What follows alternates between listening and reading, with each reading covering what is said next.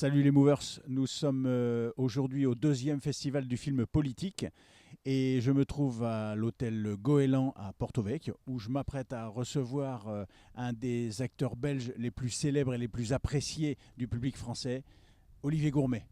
Olivier Gourmet, merci beaucoup de nous recevoir. C'est super sympa. C'est vous qui me recevez, hein. Mais c'est agréable Vous êtes d'avoir chez vous, accepté là. notre invitation. Avec D'autant plaisir. plus que c'est pas la première fois que vous venez, on va Non. en reparler. Euh, alors, alors, je voudrais déjà revenir au tout départ. Est-ce que vous savez exactement ce qui a déclenché votre passion pour ce métier? Exactement, oui.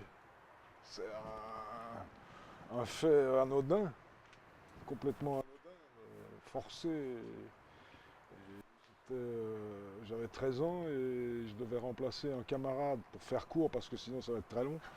Et à l'école où j'étais, au lycée où j'étais, il y avait chaque année un spectacle d'école, mais uniquement pour les élèves. Et chaque classe était amenée à faire un petit spectacle avec les élèves qui avaient envie d'eux. Donc on n'était pas forcé, obligé. Moi, ça ne m'intéressait absolument pas. Je pensais qu'à courir, jouer au foot, faire des choses comme ça. Et le matin même de cette journée-là, c'était toujours le mercredi après-midi, parce qu'on n'avait pas cours le mercredi après-midi. Le prof de français me dit, écoute Olivier, Benoît est malade. Cet après-midi, tu es le seul des élèves de la classe qui ne participe pas. Il n'y a que toi qui peux le remplacer, puisque tous les autres sont déjà occupés. D'accord. Et c'est pas très compliqué, c'est une petite pièce. Il a un mot à dire, c'est un élève endormi au fond de la classe. Et le prof l'interpelle et il se réveille et il fait maman. Et c'est tout. Et je dis bon, ben d'accord. Et l'après-midi a eu lieu et toute la salle arrive au moment où je me suis réveillé, où j'ai fait maman. Et je me suis dit mais quel métier formidable. Et, Juste avec ça. juste avec ça. Donc c'est vraiment un fait précis mais qui est réel et concret. Ça m'a fait prendre voilà, connaissance de. Enfin en tout cas prendre la température, la sensation d'une salle et la réaction d'une salle. Et après ça, l'année suivante, je me suis intéressé, je me suis Oui. inscrit pour faire le spectacle. Et puis j'ai rencontré d'autres professeurs plus tard au sein de la même école qui, eux, on faisait des spectacles déjà un peu plus élaborés, etc. Donc j'ai commencé à prendre plaisir à ça. Et aussi des concours de poésie en patois de chez moi en Belgique. Donc voilà, qui n'est pas, C'est marrant, c'est ce que vous me racontez tout ça. patois Mais d'origine française aussi, mais voilà, vieux français, patois de chez moi. Et on faisait des concours et j'ai pris plaisir à ce métier comme ça. vous croyez au destin? Je pense, oui et non. Je pense qu'on est à la fois dépendant de son destin parfois et aussi on peut faire bouger et être moteur soi-même de son propre destin. Donc c'est un peu un mélange des deux. Comme je dis toujours, le métier que je fais, je pense que c'est un peu pareil pour beaucoup de métiers. Il y a à la fois vous qui avez quand même certaines choses en main et puis il y a parfois le hasard des rencontres qui fait que vous êtes au bon endroit au bon moment, La sans chance. l'avoir spécialement cherché. Et c'est ce qui a eu lieu avec moi, parce que j'ai toujours fait des rencontres intéressantes à des moments sans vraiment les chercher. J'ai jamais je suis pas quelqu'un qui avait une envie de faire un plan de carrière, d'être connu, voilà. Je voulais juste avoir du plaisir et en vivre. C'est tout. Le public français il vous a définitivement adopté. De toute façon, vous voyez, je suppose, partout où vous passez. Quelle différence notable vous voyez entre le cinéma français et le cinéma belge?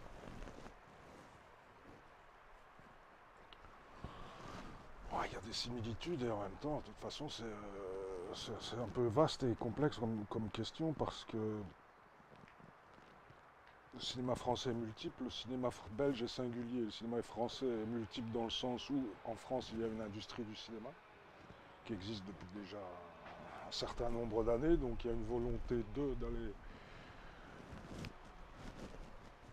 cinéma commercial et qui est là et qui existe par l'industrie du cinéma. Et en Belgique, le cinéma existe déjà quand même depuis plusieurs années sans avoir été révélé. Il a commencé à être révélé avec Jaco van Dormael, Benoît Poelvoorde et les frères Dardenne dans les années 90. Avec Toto le héros, puis c'est arrivé près de chez vous, et la promesse des frères Dardenne. À partir de ce moment-là, il y a eu un élan, un constat, parce que le Belge. Parce qu'en Belgique, en même temps, c'est difficile à répondre parce que vous avez deux communautés. Vous avez la communauté à la fois francophone et la communauté flamande. Oui. Déjà là, entre les deux communautés, c'est très différent l'approche de la culture. Parce que le Belge francophone est quand même viscéralement, encore aujourd'hui, quelque part lié à la France. La plupart des citoyens belges regardent énormément, que ce soit France 2, TF1, France 3, enfin les chaînes de télévision françaises, parfois plus même que les chaînes belges. Et le Belge a toujours besoin que ses propres artistes ou autres, que ce soit des scientifiques ou autres, aient une reconnaissance à l'étranger avant d'en faire un tant soit peu cas, ce qui est le cas. Si vous n'êtes pas en tant qu'artiste reconnu en France, vous n'existez pratiquement pas en Belgique. Alors qu'en Flandre, par exemple, ils n'ont pas besoin de la Hollande, puisque c'est la même langue, Oui, pour bien que sûr. leurs artistes soient reconnus au niveau de la région. En Belgique, voilà, je m'éloigne un peu, mais c'est une des différences Oui. déjà. Et ce qui a fait la force, je pense, la force ou la différence avec le cinéma français, même si en France il y a des films de cette même veine, c'est qu'en Belgique, comme il n'y a pas d'industrie du cinéma, elle n'existe pas déjà par le fait que, en partie francophone, il y a 4,5 millions d'habitants, donc c'est très peu. La volonté, on va dire, des pouvoirs publics qui ont en charge la culture est plus souvent de mettre en valeur, enfin pas de mettre en valeur, mais plus souvent sensible à des cinéastes qui sont singuliers dans les comités de lecture, etc., au moment où on attribue de l'argent. On cherche d'abord la singularité plutôt que le film commercial ou qui va plaire au plus grand nombre. Et je pense que c'est la différence. C'est ce qui fait que le cinéma belge est assez éclectique et assez varié, assez différent, parce que ce soit Bouli Lanners, les frères Dardenne, Benoît Mariage, Joachim Lafosse ou d'autres, ce sont des cinémas qui sont assez différents. Mais ça tient de la singularité. Je pense que la seule chose qui est vraiment différente, c'est l'approche qu'on a au moment de la mise en valeur d'un film, d'un scénario. L'approche est différente en Belgique qu'en France, de par le fait qu'il n'y ait pas d'industrie du cinéma en Belgique. D'accord. Alors, c'est amusant parce que je me renseigne toujours auprès du public quand je vais rencontrer un comédien. Et il y a une chose curieuse, dans votre énorme, on peut dire maintenant, filmographie, il y a de tout. Et pourtant, auprès du public, à chaque fois on me dit « Ah oui, Olivier Gourmet, je me rappelle dans un polar, et à chaque fois ça revient, le polar thriller, à chaque fois ça revient. » Alors déjà, c'est très curieux à expliquer, déjà, c'est très difficilement définissable. Alors moi, je voudrais revenir sur le Mesrine que vous avez fait, alors Mérine, comme on dit dans le film.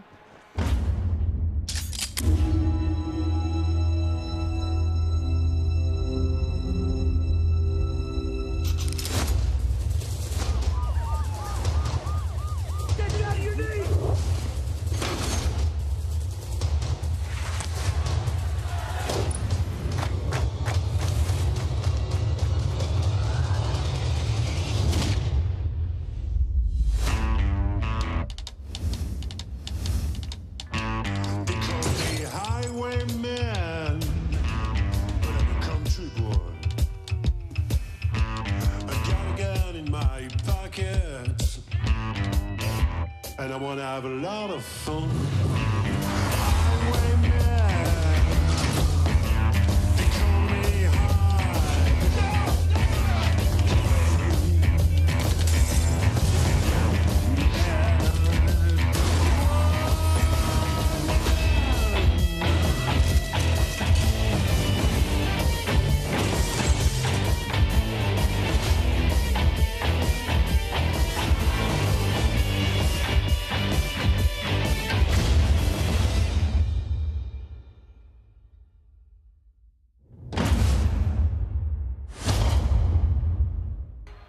Comment est-ce que vous avez préparé le rôle du commissaire Broussard?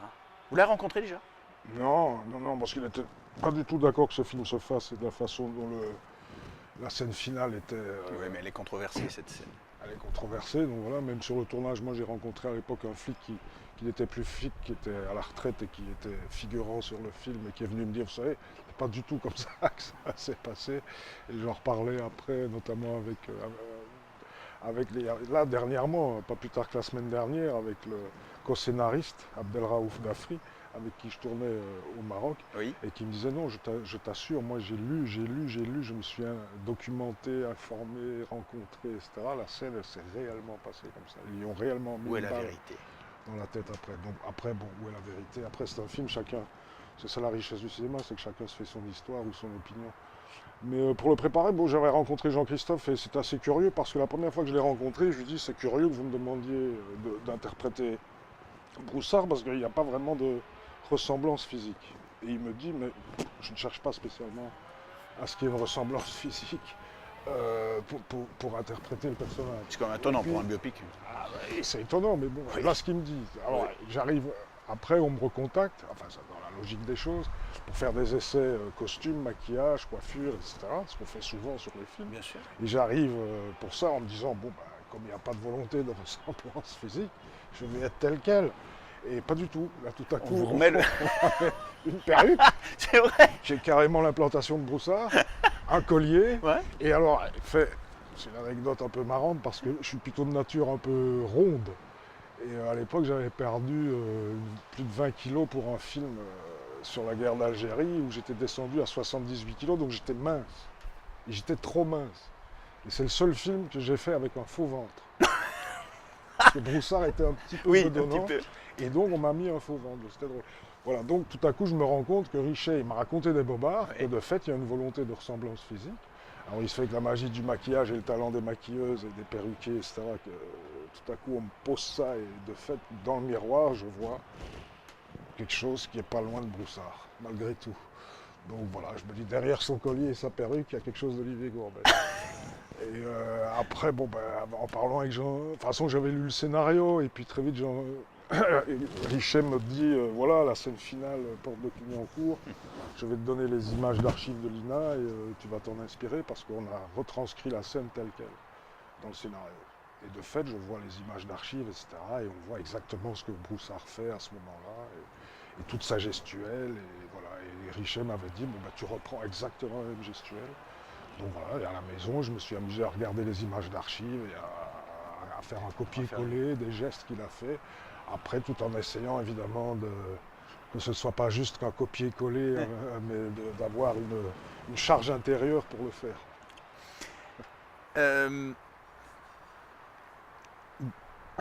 C'est... Quel genre d'acteur est-ce que vous êtes? Ça, les personnes qui sont mieux placées que moi pour pouvoir y répondre, je sais pas, je dirais. J'ai une sensibilité pour les personnages auxquels je peux m'identifier, c'est-à-dire qui sont des personnages normaux. Je veux dire, c'est pas toujours. J'ai moins de plaisir quand on me propose, j'en ai fait. Et là, j'ai fait un film qui va sortir au mois de janvier, Edmond, qui est l'adaptation de la pièce de théâtre. Enfin, au départ, la pièce de théâtre devait déjà être un film, mais bon, au bout du compte, c'est un film. Bon, c'est des personnages plus caricaturaux. Alors, j'ai eu beaucoup de plaisir parce qu'on est dans une comédie et qu'on m'en propose peu, et que c'est une des premières fois où j'ai un rôle, on va dire, dans le registre de la comédie du début à la fin et vraiment inscrit dans la comédie. Et pourquoi Donc est-ce j'ai eu qu'on vous en beaucoup de propose plaisir. Pourquoi? Parce que j'ai commencé avec des films durs et des personnages durs. Vous croyez que vous êtes étiqueté? Et on a très vite étiqueté. Ah bon? Après, oui, non, c'est normal en même temps. Vous fonctionnez dans l'imaginaire des gens et des réalisateurs, donc ça c'est normal. Moi ça ne me dérange pas. Après c'est à vous de... Et encore avec la chance et on parlait du destin, des rencontres et voilà, de faire bouger les choses. Mais pour revenir à la question, oui, moi je suis vraiment un acteur sensible à tout ce qui est personnage, sujet, le fond d'un film qui a un vrai écho avec notre société aujourd'hui. Ce sont toujours les sujets qui me touchent, qui m'émeuvent, en tant que lecteur déjà, et en tant qu'être humain et personne, et pas spécialement en tant qu'acteur. Et puis j'ai remarqué aussi par après, c'est pour ça que j'ai parlé d'Edmond et de films plus, je veux dire, plus en écho avec la société aujourd'hui et des personnes d'aujourd'hui, même si c'est un film historique. J'ai beaucoup plus de plaisir en tant qu'acteur aussi à décortiquer l'âme de ces personnes, de ces gens-là. Vous êtes Leur un acteur douleur, très leur précis. plaisir, voilà. Oui, j'aime bien être précis parce que souvent, quand les scénarios sont bien écrits, déjà ils sont précis. Ils racontent quand un réalisateur a lui-même fait un gros travail sur la psychologie des personnages, etc. Et pourquoi ces personnes agissent telles qu'elles agissent à ce moment-là et que les dialogues sont bien faits, il y a quelque chose de la précision. Et pour aller chercher quelque chose de la justesse dans leur âme, il faut chercher un peu, quoi. Il faut être précis. Et souvent, quand j'interviewe des acteurs qui se disent justement précis, etc., est-ce que vous arrivez totalement à vous détacher de la psychologie du personnage une fois que la caméra s'éteint? Très facilement. C'est vraiment... je continue, on a abordé l'interview comme ça, j'ai commencé à faire ce métier uniquement...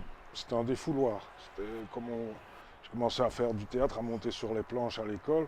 C'était comme si j'avais été dans une cour de récréation à jouer du football. C'était vraiment qu'un plaisir de se défouler, de faire une activité physique. Parce qu'on bouge, on crie, enfin on crie ou pas, mais c'était un défouloir. Et ça continue. J'ai besoin d'avoir, à la fois dans la lecture, après il y a eu une formation aussi au conservatoire qui a fait que ça m'a ouvert l'esprit sur d'autres choses et sur l'importance de prendre la parole aujourd'hui et de transmettre quelque chose à un spectateur. Mais ça reste quand même toujours au départ le plaisir, quoi, avoir du plaisir. Beaucoup d'acteurs finissent par réaliser. Oui. Non, j'ai pas ce grain-là encore. Alors peut-être qu'un jour j'aurai ce grain-là, ça m'a déjà trotté dans la tête. Ah. J'ai même commencé à un moment donné à faire l'adaptation d'un bouquin que j'aimais. Et j'avais écrit une dizaine de pages, ou un peu plus ou un peu moins, je sais plus. Parce que j'étais tombé amoureux de ce bouquin. Et puis j'ai pas continué parce que c'est un gros défi, quoi. C'est un sacerdoce, hein, de vouloir faire réaliser un film. C'est un parcours du combattant. Donc, j'ai pas cette étincelle-là et cette flamme-là encore. Mais c'est pas assez. C'est une éventualité. Elle est là quelque part. Et souvent, on m'a souvent posé la question, et depuis très longtemps, je réponds toujours, peut-être qu'un jour je ferai quelque chose, mais à un moment donné, je me disais toujours, si je réalise un jour quelque chose, ce sera sur un documentaire. Ce sera un documentaire, parce que comme ma sensibilité va sur les choses concrètes de la vie actuelle, etc., je risque d'être plus vite touché par un sujet dont j'ai envie peut-être de mettre en lumière, parce qu'il ne l'est pas suffisamment ou parce que ça pourrait apporter quelque chose, que d'écrire une fiction sur ça. Je ne suis pas sûr que j'aurai le talent déjà à l'écriture de pouvoir le faire, ou alors en m'encadrant, avec cette envie de le faire, d'aller jusqu'au bout. Alors peut-être que j'essaierai de rencontrer un scénariste avec qui les choses pourraient se faire. Vous en connaissez? Oui, j'en connais quelques-uns maintenant, donc et aller au bout du travail avec lui, et puis un bon cadreur, etc., c'est possible. Hein, c'est pas... En même temps, je dis c'est compliqué dans le parcours du combattant, mais il faut que ça soit singulier aussi. Il faut avoir une conviction, une force intérieure, personnelle. Enfin, en tout cas, pour moi, pour faire un film comme je voudrais qu'il le soit, et avec cette précision et peut-être un peu perfectionnisme qui est en moi, il faudrait vraiment qu'il m'appartienne. Parce que si un film, moi j'ai vu des films sur lesquels on est, où chacun prend un peu, pas le pouvoir, mais où on délègue beaucoup, et puis le film s'en ressent, perd de sa singularité ou de sa force. Parce que ce que je ressens dans notre entité, justement, je sens que vous savez exactement où vous voulez aller. Vous êtes vraiment très posé, vous connaissez votre ligne. Alors, qu'est-ce qui pourrait à coup sûr vous faire refuser un rôle?